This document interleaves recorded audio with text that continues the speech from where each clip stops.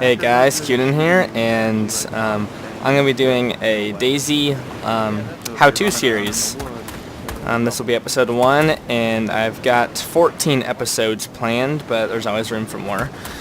This episode, I'm going to be teaching all the basics, opening your gear and stuff, and like what towns to go to first when you first spawn, stuff like that.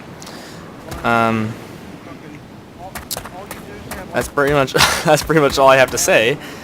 Yeah, there's really nothing else special to say other than let's get the episode started. To open your gear, that's obviously one of the most important things you need to know when you're playing DayZ is how to access your own gear. And you just press G, and it'll come up with a little window.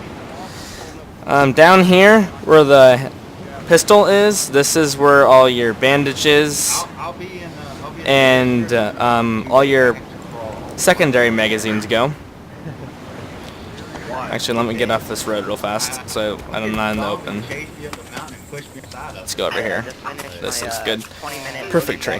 Okay, and down here is where all your tools go. So if you find a flashlight or a hunting knife, matches, stuff like that, that goes down in here in the bottom part. And then up in the top is where the primary, it's pretty much the primary inventory slots are. It has the magazines for your primary weapon, painkillers, pretty much everything else in the game. And sorry about side chat if it's too loud. I think it shouldn't be too loud in the video, and it's hard to tell. But then to access your backpack, which has more inventory slots, you just click on the backpack, and then you click Open Bag. If you're not hovering over something on the ground, then it will not come to a different window. It'll just look like this, but it'll say Patrol Pack, Coyote, or whatever backpack you have. That'll be the name. And then it'll have the total number of free slots, and then the total number of slots. So as I just spawned, I don't have anything in my backpack, so I'm going to have 8 out of 8 slots open. And this is the starting backpack, so it is one of the smallest. There's one that's smaller, the Setch vest pouch. But after that, everything else is bigger than that. So if you find a backpack that's not a vest pouch, then pick that up and you'll have more inventory slots because those are really limited in the game. I'm going to go ahead and drop my painkillers, so I'll show you what the backpack inventory window looks like. So when you're hovering over an item on the ground, such as the painkillers that I just did, it will give you a window so you can more easily see what's in your backpack and how much spots you have. So you have 1, 2, 3, 4, 5, 6, 7, 8. And then you can pick them up and they'll go into here. You can drop them back on the ground. If you close your bag, you can pick them up and put them back into your main inventory. Pretty simple. To access your map, you push M, but as I have just spawned, I have not found a map yet, so it'll just be black. If you find a map and you pick it up, then it'll go down into your tool inventory, and you'll be able to set waypoints and stuff. And I will teach that in another episode. That'll be in the episode about navigation, and I'll be teaching how to navigate DayZ. If you want to check the server info, you press I, and it'll give you the name of it, and there'll be a top 10 list sorted by the number of zombie kills. So as you see, the guy in second, for instance, Biohaze, he has 390 zombie kills. You can find the zombie kills by looking into your debug, and it seems in the new update that's not the default view. So in order to get your debug to come up, you have to go to Options and Game Options, and then DayZ UI, you change that to debug. And then it'll have your debug monitor, and it'll show you your zombie kills, your murderers, how much blood you have, all the basic stuff. If you want to check how many players are in the server, you just press P, and it'll give you a list of all the players. You can mute them by clicking mute. And if you click your own name, it'll give you your ping right here. Jeff the Killer has a lot of ping. I'm not even sure how he's on the game right now. Satan has 36 ping, and you get the idea there. The debug monitor and all the icons on the side, I'll explain what those mean. It's pretty self-explanatory on pretty much everything. The blood is your health points. You start out with 12,000 health points, and these are a little bit different than most games because if you get hit by a zombie, there's a chance you'll start bleeding, and there'll be red blood coming out of you, and your blood will start draining even though you're not getting hit, just like it would if you were bleeding in real life. You stop that by bandaging yourself up, obviously, and sometimes they'll give you that window. It doesn't mean anything. It's just a bug in the alpha because the game is still pretty new. And sorry if you can hear the phone. I don't know why it's going off. But to bandage yourself or to use painkillers, you just right click and then you click bandage yourself. I'm not going to do that because that's a waste of a bandage. The humanity is you gain humanity when you help people, like give them blood transfusions or bandage them, and you lose humanity if you shoot somebody. If your humanity dips below a certain level, and I'm not exactly sure on what that level is, because it usually glitches out, and it might be a different level for everybody. It's still a new thing. But if it gets down to a certain level, and it'll go negative, then I believe it's supposed to be negative 5,000 humanity, but as I started out with 1,828 humanity, it's really buggy. But supposedly, if you get down that low, then you'll get a bandit skin, and it will let people know that you are probably likely to kill them on sight, as what a lot of people do. If it gets above, I think it's positive 5,000, although that's subject to change and it's never really accurate, then you get the hero skin, which lets people know that you're friendly and that you can't, I guess I can't say you can be trusted, but they're more likely to trust you with a hero skin, obviously, than a bandit skin. If you look over on the side, you have all these green options. The ear and the eye, those are how much sound you're making and the visibility. But since there's a bug with the debug monitor, when you have the debug monitor up, those two don't actually display. But if you turn it off, nope, default, then it will accurately display how visible you are and how much sound you're making. And if you run onto a road, you'll be more visible because it's nice and flat and there's no brush or anything to hide you, and you will be making a lot of noise. So that means you will attract zombies more easily. The quieter you are and the less visible, the less likely the zombie is going to see you. And let's get the debug monitor back. The little thermometer down the bottom, it's the top icon. That is your temperature. If that starts getting white and then blue, then that means you are getting cold and you need to either start a fire or put on a heat pack. And if you get down to a certain level, your guy will start coughing, and he will eventually develop a cold and get sick and start losing health. The second icon is your thirst. I'm going to turn these guys down because they're talking a lot. Cannot fire. Okay, but the second icon is your how thirsty you are, and that'll start turning orange and then red, and when it starts blinking, I believe you have 15 minutes, although I've heard 30. I've never really got down to the point where it starts losing health because you're getting so thirsty. But if it starts blinking, I suggest getting water as fast as you can. If it starts blinking, don't wait another 10 minutes because I got 15 minutes, because more than likely you're gonna start losing health faster than you realize.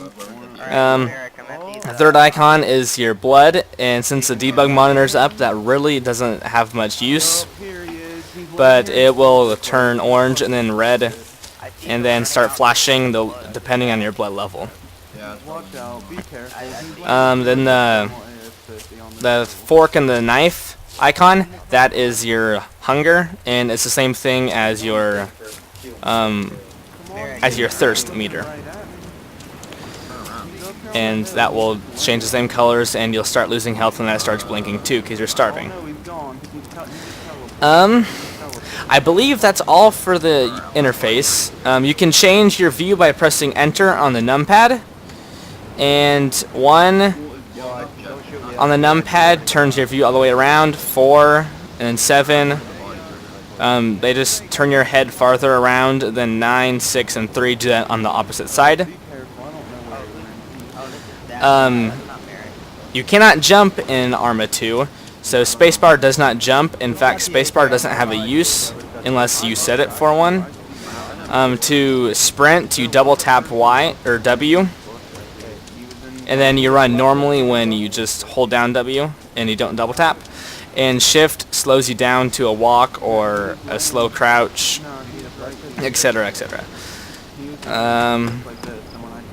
To crouch and lay down, C makes your character stand, X crouches, and Z goes prone. Okay, so I'm going to start heading over to Electro right now. So in the next video I will just explain how to loot cities and what buildings have the most loot and stuff, so I'm going to start heading over there now. And while I'm doing that, the 3 best cities, first of all, to go to when you first spawn are Cherno, Electro, and Berezino, at least in my opinion. You'll have to play the game and see if you like any other cities, but those 3 I like because they all have hospitals and they all have markets. So that way you can get blood bags, morphine, all that kind of good stuff for when you head out and head to more I guess I shouldn't say more dangerous, but other cities. Because I like when I first spawn getting a stock of medical supplies as well as some food and water, and then I usually head out, but that all depends on what you want to do. But those are the 3 that I suggest, at least. Although these 3 are the largest cities on the map, which means that they are more likely to be populated by players, so they also have that downside, where you have to be careful of other players, which most of them will shoot you on sight, unfortunately. I won't go over player encounters and what to do when you see a player right yet, because this is an introductory video, and I can get more in depth on that because it all depends on your circumstances. Alright, so since there's some zombies around here, I'm gonna go over how you can lose zombies, and there's a couple different ways.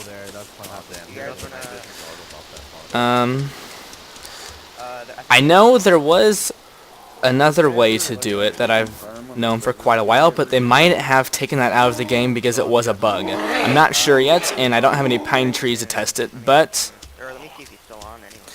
at least in previous versions of DayZ, if you crouched in right up against the trunk of a pine tree, then the zombies wouldn't hit you and they would eventually forget about it and walk away, but I don't know if they fixed that yet. I haven't been able to test. So that one I'm unconclusive on if that still works. But there's a couple different ways to get rid of zombies, and the easiest way is, if I can run over here, to go into a building. Not all buildings, you can't enter all buildings. Like this one you can't, but this one you can, and there's really no way to tell unless you get up close to them other than just experience. But if you can open the building, then it will give you this little icon, which means that the doors can be open. You just click your scroll wheel, click that in, and the doors will open, and you can run inside. Now the reason why this is the best way to lose zombies is because as soon as zombies enter a building, maybe, Like Indian style.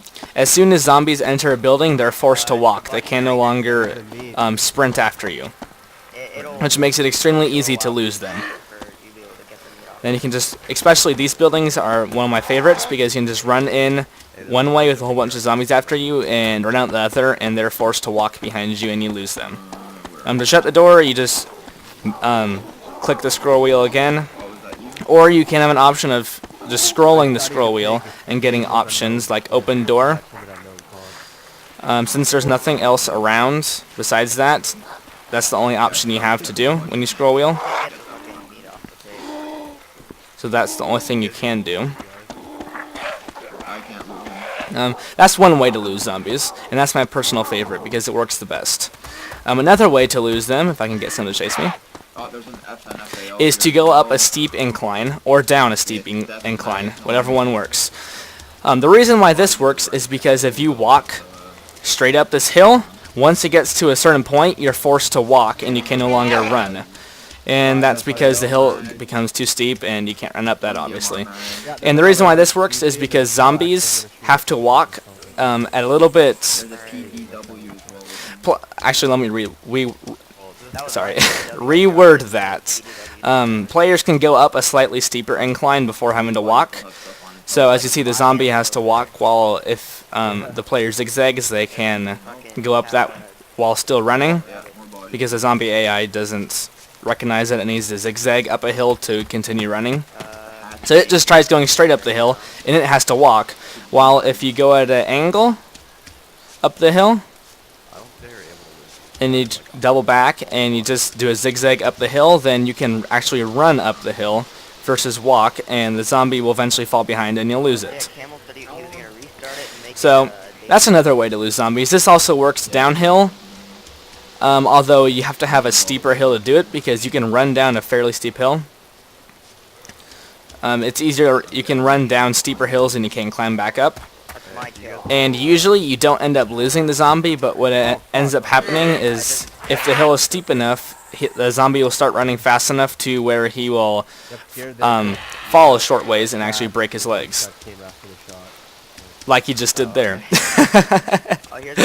That doesn't get old. As you see, he tried chasing after me, and he fell down the hill a little ways, and it killed him. So that also works. And those are the 3 ways that I know of to... Actually, no. There is another way to lose zombies, although I can't do it right now. And that is to throw smoke grenades. If you pick up smoke grenades and put them into your inventory, and you press F, it will cycle through everything in your inventory, such as your weapon, any throwable items in your inventory like flares, chem lights, smoke grenades, cans, all that stuff. It'll cycle through that. Oop, zombie. And if you call up your smoke grenade and you throw that, then it will attract the zombies even if they're chasing you. If you don't have any smoke grenades, then if they haven't started chasing you yet and you want to clear out an area of zombies, you can pick up empty cans. If you press F, it'll say throw and give you a little indicator, and that is when you can throw the can. Now if the zombies aren't aggroed on you yet and they're not chasing you, then if you throw a can, then they will run after it because they'll get curious, I guess. As I might have thrown that too far for it to hear it. Yep, I threw that too far. But you get the idea. They'll investigate what you threw, and it can clear out an area for you, so you can enter a building if there's zombies in front of it. Although they will not get distracted if they are chasing you and they're aggroed on you. This isn't a very long episode because it's just an introduction. So I guess I can go over how to pick up items. If you find an item on the ground, such as these 45 rounds, and you put your... there's really no crosshairs right now because you don't have a weapon, but if you look at them, then it'll give you this little indicator here. If you press G, then it will come up in this inventory and it'll have a 1 beside it, and that means there's 1 45 ACP round on the ground. If you double click it or push the arrow, then it will go into your inventory, and since it's it's for your revolver, which is a secondary, it will go into your secondary inventory, obviously. If I'm lucky, there'll be a hatchet up here, and I can show you how to equip that. Here's some more cans, some chem lights, a smoke grenade. Actually, I could have shown that, and I'll do that. A hunting knife, which is a tool, and you can, when you kill an animal such as a cow or a pig or something, then you can actually get it and cook its meat that it gives you, and you can restore your blood that way by eating food. I'm just gonna grab all this. These are just some random items. Now, jerry cans are gas cans, and sometimes they're filled when you pick them up, sometimes they're not. To pick them up, you just scroll until it says take a jerry can, then you click, and it'll pick it up if there's room. Now, if you've noticed, magazines, cans, all this stuff takes up one inventory slot, but a jerry can is much larger, so it takes up 3 inventory slots, and you can tell because it's in this one, and then these 2 are grayed out because it's taking up all 3 of those. So you have a limit. There's a very definite limit on how many jerry cans you can carry. You can't be carrying however many slots there are. You can only carry a few, because obviously they're bigger and they would take up more spot in wherever you're holding them in. I don't really know where your player sticks them. I'm going to go out here and throw a smoke grenade just to get some zombies to chase it, although there's not very many around, so I don't know how well this will work. Okay, there's some over here, actually. Can you give me a brush? If you're wondering why I can sprint and stop sprinting so fast, it's because I have space set for running 2, so if I push W and space, then it tells the game to sprint. And that just is a lot easier for me, because you don't have to stop because you let off W, so you can stop sprinting or start sprinting. I'm probably going to get hit by a zombie while I throw these, because it does take your player a little bit to throw them, so I might also have to show how to bandage yourself and how that works, but let's see if I can throw it without getting hit. And now, if the zombies aren't busy with me, then they will run over and investigate the smoke. And as you see, I'm now bleeding. This one's probably going to chase me. That's okay. And if you notice, my blood is dropping. And I'm also losing frames because I'm not actually sure why. Let's run over here and hopefully not lose too much blood. Probably should have picked up another smoke grenade and get rid of these guys. No matter. Okay. You just, to bandage yourself, you just right click and select bandage yourself, and you cannot move. You cannot walk forward until he's done. Otherwise the bandage will not work, but you will still lose the bandage. So now that my blood has stopped and I'm free to move around again, and the bandage has been used up. I'm going to throw this can again, just for the heck of it. See if any of them go and check that out. They might. And then chem lights are, there's 2 ways of lighting an area up at nighttime. The first one is chem lights, which are not near as bright as the other way of lighting, which is flares. But flares are noticeable from a lot farther distance away. So chem lights are for if you're wanting to be really sneaky but still be able to see at night, and flares are for if you're pretty sure there's nobody else around and you need to light up a big area. You just throw a chem light just as you would any other item in the game, and it'll be on the ground. Now you can, if you scroll over these, either extinguish or pick up a chem light. And if you pick it up, then your character will hold it with him, and it will follow you around.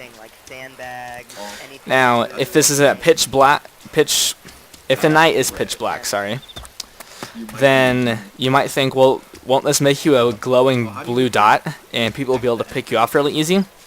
Well, no, it doesn't, because chem lights are different from flares in the way that after, I think it's 60 meters, then chem lights won't, like the light from them, the luminescence won't be visible to players, and all they'll see is a small blue dot.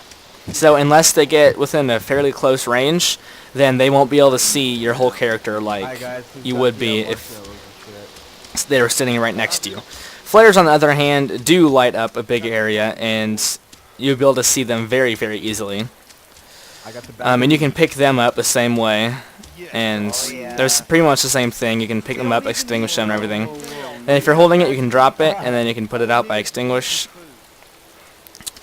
and such. Ship, dude. Inside ship. I will go over what all of these items that I've picked up mean and everything in the next episode when I actually loot Electro, which is right in front of me. But I'm going to stop the episode right here. I'm not really 100% sure when my episode 2 is going to be out. I might be able to do it, well, actually no, because I'm doing this on Saturday, and I'll probably have us uploaded Sunday because it'll probably take at least 8 hours to upload because we have very poor upload speed at our house. The download isn't terrible, but the upload is pretty terrible. So it takes me a long time to upload videos, so this will probably be up Sunday, even though I recorded it and had it ready as Saturday. Then Friday, I will be gone all day for school and then football games, so I'm not 100% sure when I'll have the next one. It'll be before next weekend, though. So, thanks for watching, and tune in for episode 2. Yeah.